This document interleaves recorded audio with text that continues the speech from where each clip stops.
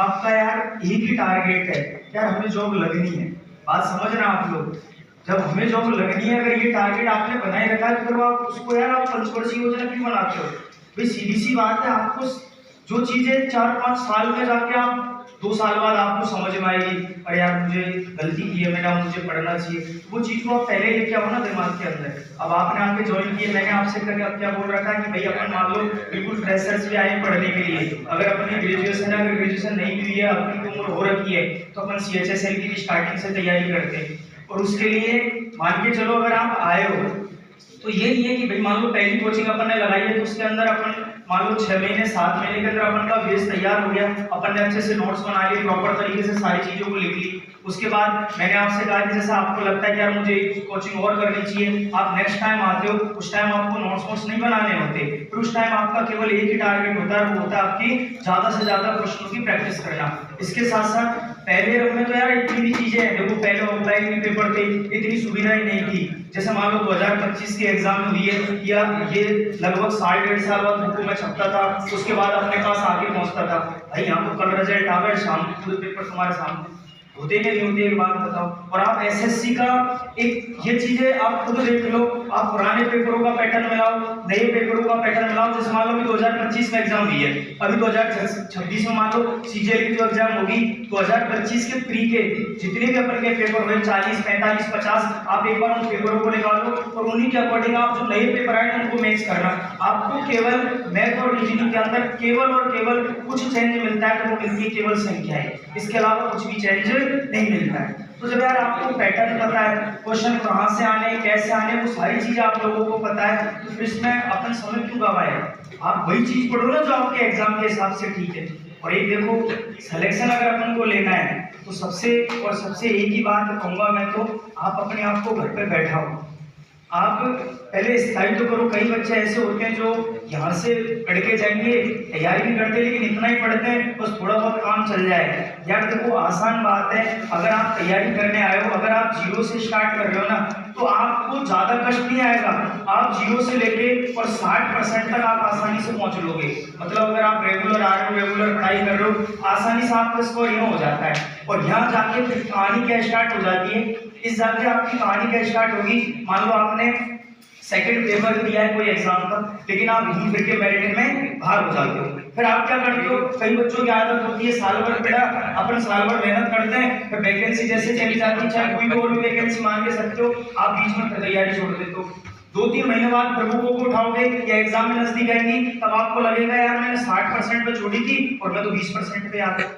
फिर जब दोबारा आपकी एग्जाम से आप 2-2.5 महीने पहले तैयारी करते हो, आप 20 से फिर अपने स्कोर को खींचोगे, 60 तक फिर लेके जाओगे, फिर एग्जाम दोगे, फिर वहीं जाके रुक जाओगे। तो सीधी सी बात यह है कि अगर आपने साल 1.5 साल 60% तक बनाने में लगा दिया है, तो फिर उसके आगे भाई साहब 1-1% बढ़ाना मतलब बहुत ज्यादा मेहनत करने के बराबर होता है। लेकिन अगर इधर तो तुम यार 40% हर बार बढ़ा रहे हो, और अगर इधर भाई साहब 20% भी अपन ने कोशिश करके बढ़ा लिया ना, तो फिर आप हर एग्जाम में अपना सेम स्कोर कर लोगे, ये बात आप निश्चित कर लो।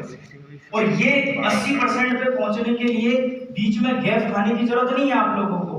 रेगुलर आप टारगेट बनाओ कि यार कुछ भी हो जाए, 25 की तो खैर एग्जाम निकल गई आपकी, पर 26 की एग्जाम में मुझे अपना सिलेक्शन देना है, और उसके लिए अभी भी मेरे पास 7-8 महीने का टाइम है, और इसमें मैं बहुत अच्छे से मेहनत करूंगा, तो ये एग्जाम में मैं निकाल लूंगा। और एक बेस्ट तो आपने पढ़ी लिया है, आपकी बैच तो चल ही रहा है, उसके साथ साथ आपको लगता है कि यार मुझे रिवीजन करना है, तो आप नेक्स्ट टाइम ज्वाइन कर सकते हो। आपको लगता है मैंने कंप्लीट कर लिया, आप लाइब्रेरी ज्वाइन करो, आप अपने रूम पे मेहनत करो, कोई भी डाउट आता है आप हर आपका बैच हो जाता है, तब भी आप कोचिंग में आकर पेपर लगाओ। इसके साथ साथ जैसे आपका सिलेबस कंप्लीट है, तो फिर आप क्या करो, ज्यादा भी नहीं तो 7 दिन के अंदर, ज्यादा नहीं वो भी 12 कम से कम 5 पेपर आप PY करके लगाइए, पुराने पेपर लगाइए, आप टेस्ट पे जाओ या अपनी कोचिंग पे भी डाल रहे हैं शायद टॉपिक टेस्ट वगैरह, आप वहां से निकाल रहे हैं, कोई दिक्कत ही नहीं आएगी।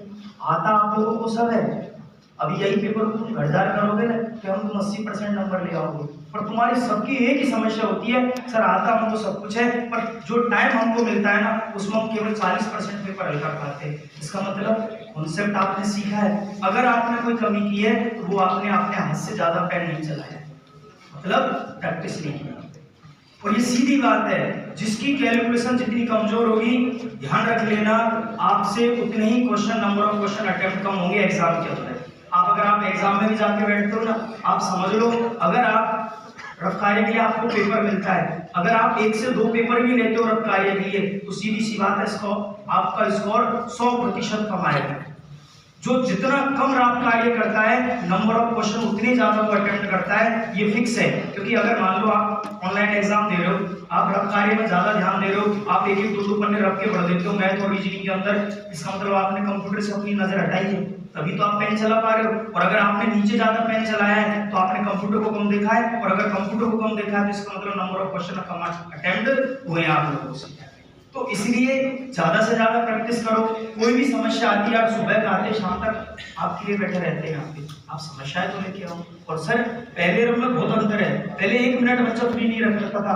हकीकत बात का मतलब हम तो अभी कई बार तो इतने तगड़े परेशान होते कि बच के कैसे निकले लोगों से, और अब भाई साहब फ्री बैठे रहते हैं, महीने भर हो जाता है। कई बार तो एक बच्चे आके टकराता तक नहीं है, और इतने इंटेलिजेंट है भी तो नहीं सही, मान भी कैसे ले कि हमको सब कुछ क्लियर है, क्योंकि आपका स्कोर बताता है आप लोगों को।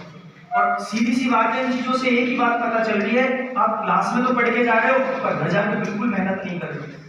आपको ऐसे लगता है कि टॉपिक तो मुझे आता है, अरे ठीक वो आता तो है आपको, पर उसमें आपकी स्पीड अभी गेन नहीं हुई है भाई, स्पीड तो आपने बढ़ाई नहीं उसके अंदर अभी। तो इसलिए थोड़ा सा ध्यान दो, और बातें तो देखो चलती रहेगी, लेकिन सीधी सी बात यही है, मेहनत करो, रेगुलर आओ, टेस्ट दो रेगुलर, और अपने बारे में खुद सोचो।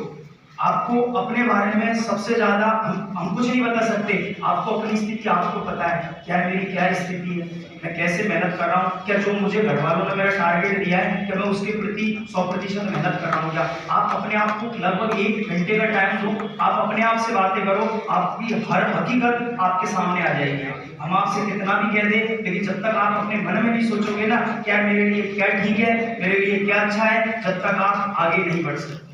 ठीक है, बहुत भैया आज के लिए इतना ही।